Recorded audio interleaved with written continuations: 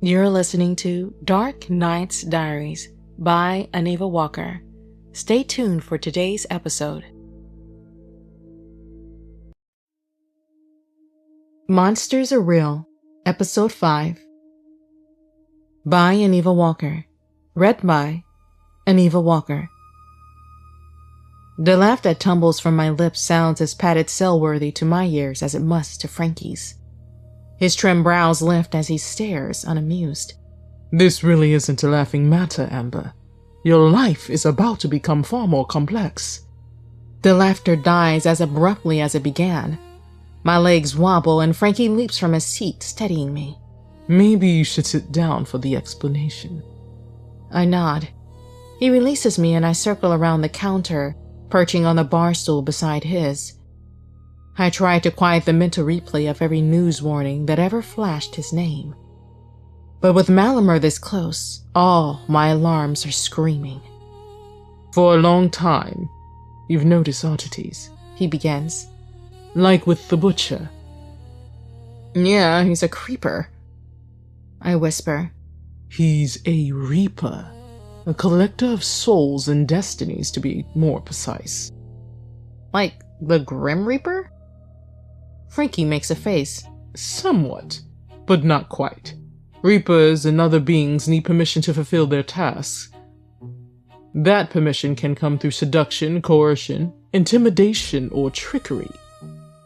Which are you trying? He chuckles. Neither. There's no need for any of those with me. I am a Lumineer. I cannot lie. Of course you'd say that. You want me to trust you. Frankie sighs. Trust me or don't. I'd rather you listen and decide for yourself.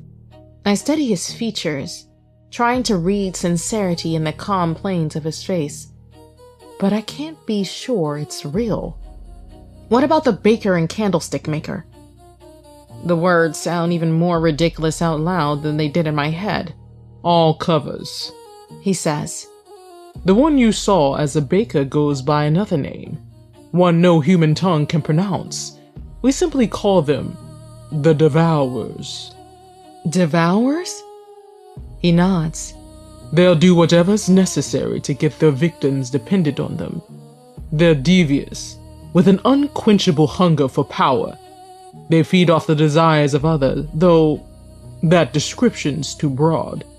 It's the twisted products of those desires that sustain them. What about the last one? Ah, yes. The Lumini. He says the name as if it leaves a foul taste in his mouth. So, he's like you? Frankie's expression hardens. He's nothing like me, he snaps. There's a great distinction between us, and don't you ever forget that. Numinis are twisted beings who deceive their prey through mimicry and manipulation. They choose a name so close to ours to confuse the world. It's exhausting having to explain that Lumineers are not and will never be Luminis. So, I begin carefully studying him.